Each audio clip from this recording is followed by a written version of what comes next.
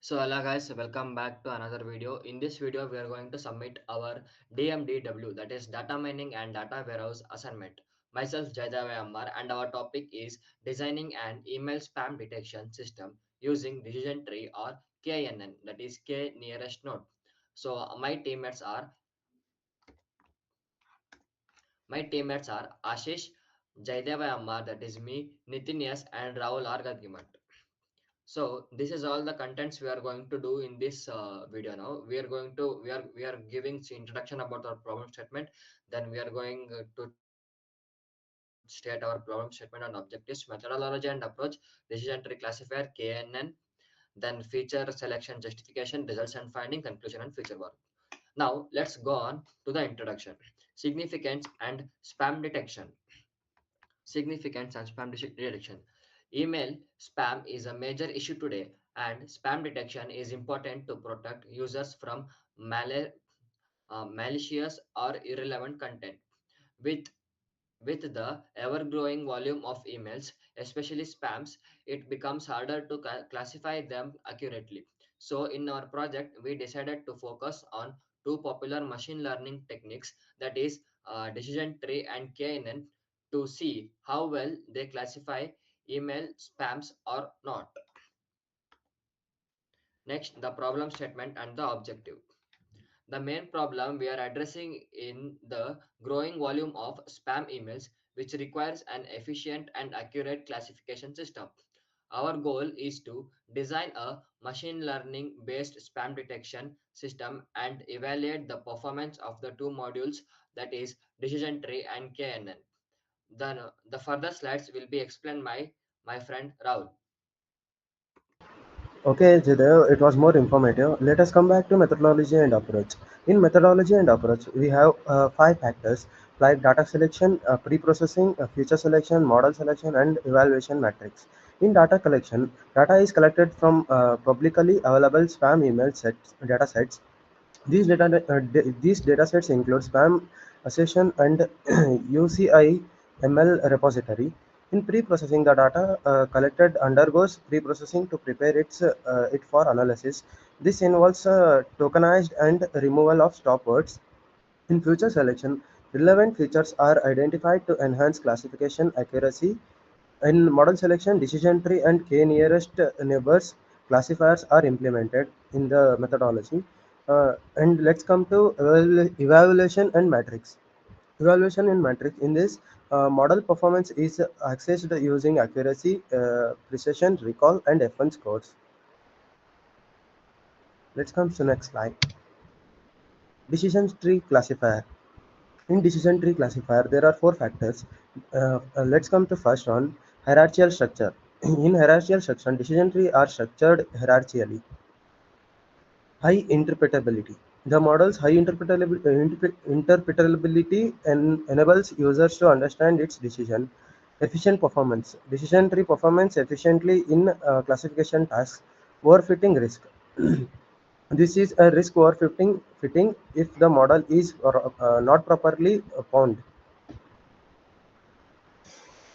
Okay, the next slide will be explained by my friend Nitin. Thank you, Arji. Like now, myself, Nitin, as now let us discuss the K nearest neighbor classification, like classifier. This algorithm is based on the idea of distance-based classification.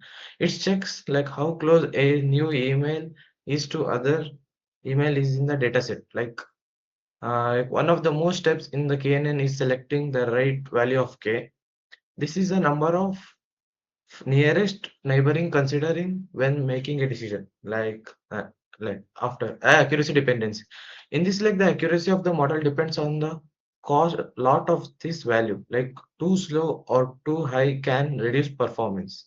Next, like, once the neighbor is defined, the model uses majority class voting, meaning it like checks whether most of the neighbors are spam or not and decides accordingly.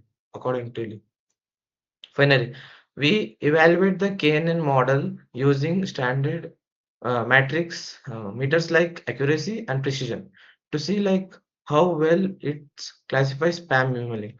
Even though the KNN is a simple and immediate, this performance can be affected by large datasets and wrong choice of the X. Now, next slide will go to like feature selection.